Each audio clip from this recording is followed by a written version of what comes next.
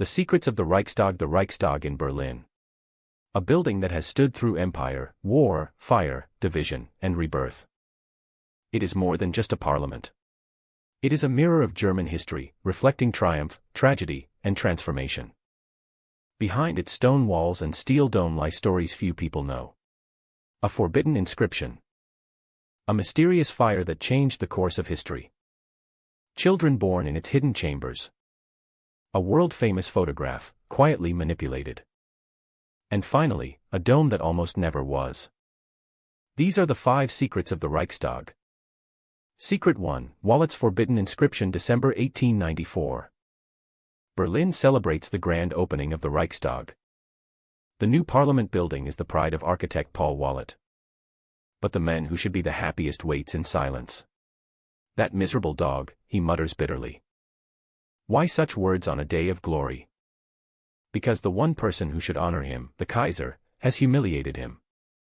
Kaiser Wilhelm II has awarded medals to almost everyone involved in the project. Everyone except the architect himself. To Wilhelm, the Reichstag is the height of tastelessness. And he never hid his contempt. My dear Wallot, the Kaiser mocked, a fine monkey house you've built. The Reichsaffenhaus. The Reich's monkey house. That was the Kaiser's nickname for the parliament. Why? Because Wilhelm despised the very idea of elected representatives. He believed power belonged solely to him. But Wallot's vision was different. He designed the Reichstag as a fusion of Renaissance towers and the newest technology of the century, a glass and steel dome arching above the chamber of debate. It was a statement. A home for democracy. On the western entrance, Wallot had prepared an inscription, to the German people. But on opening day, the words were missing. The Kaiser had forbidden them. For Wilhelm, the people should not rule. The emperor should. Years later, war forced him to reconsider. By 1916, with millions dead on the front and morale collapsing, the government pressed the Kaiser to allow the inscription. Wilhelm resisted. To him it was insolence, even treason. But eventually, he gave in. The words were carved into the stone, 4 years after Wallot's death. The architect never saw his vision complete. And the Kaiser never changed his mind. To him, the Reichstag remained nothing more than a monkey house. Secret 2, the Reichstag fire, Berlin, February 1933. Adolf Hitler has been chancellor for barely a month. One cold night, a window in the Reichstag is smashed. Inside, a young Dutch communist named Marinus van der Lubbe lights one fire after another. Curtains flare up. Wooden benches smolder. Soon, the plenary hall bursts into a sea of flames. By the time firefighters arrive, it is too late. The heart of the Reichstag is destroyed. And then, Hitler himself appears. It is only the second time he has ever entered the Reichstag. The first was in its restaurant. He had always despised parliament. Now he sees his chance to destroy it forever. That same night, hundreds of communists are arrested. The next morning, the Reichstag fire decree is issued. Civil liberties vanish, freedom of speech, of the press, of assembly. Germany slides into dictatorship. Van der Lubbe is arrested, tried, and executed. 4 others accused are acquitted. The court, still independent, found no evidence of conspiracy. But doubts have haunted history ever since. Could one man with matches and rags really start such a blaze? Experts even then doubted it. They argued that it was impossible for curtains, benches, and oak furniture to ignite so quickly without fuel. Even van der Lubbe admitted he had run out of firelighters before the flames truly spread. The timeline was suspicious. From the moment he entered to the moment the chamber exploded in fire, barely minutes had passed. Too fast, many said. Unless someone else had helped. To this day, no proof has ever surfaced. Was van der Lubbe a lone arsonist? Or was he the perfect scapegoat, used by the Nazis to seize absolute power? The truth remains one of history's unsolved mysteries. Secret 3, Children of the Reichstag, World War II. Bombs rain on Berlin. The Reichstag is sealed, its windows bricked shut, its chambers turned into a fortress.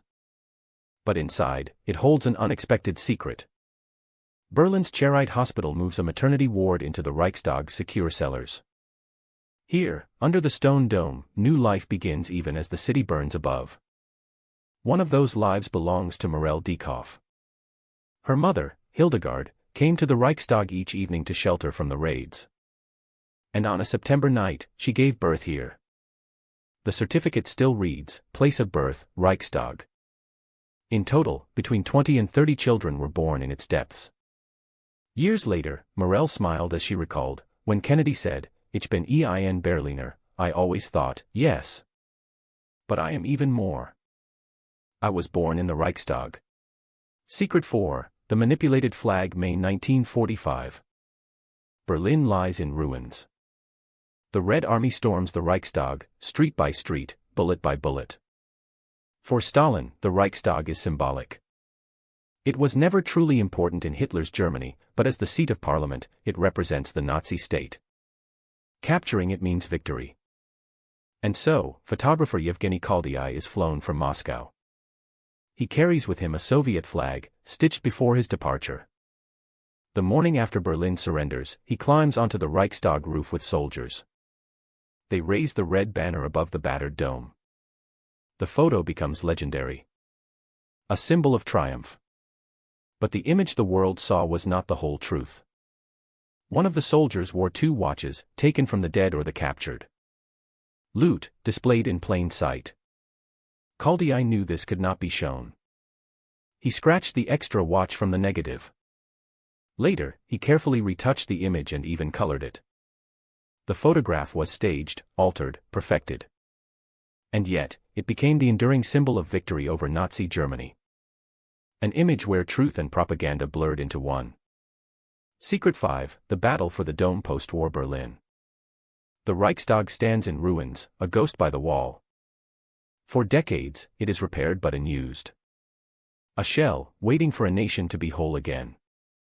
Then comes the night of October 3, 1990. German reunification.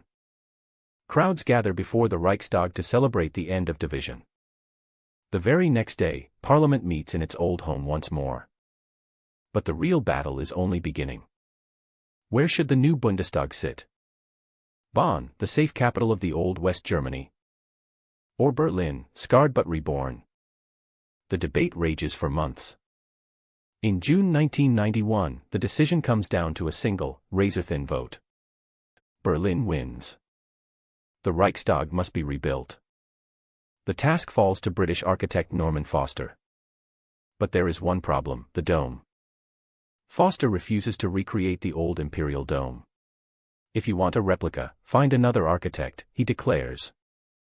Instead, he proposes something new. A dome of glass and light, open to the public, rising above the chamber of government. Visitors would walk above their representatives, literally looking down on power. A symbol of transparency and democracy. At first, critics mocked it. They called his early sketches flying saucers and ladies' hats. But Foster persisted. And in 1999, his glass dome opened to the world. It became an instant icon.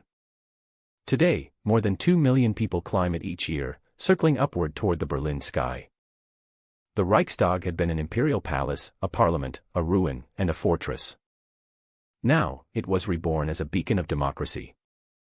From forbidden inscriptions to mysterious fires, from babies born in bunkers to manipulated victory photos, and finally a dome of light, the Reichstag has carried Germany's past, and it carries its future. Have you ever stood beneath its glass dome?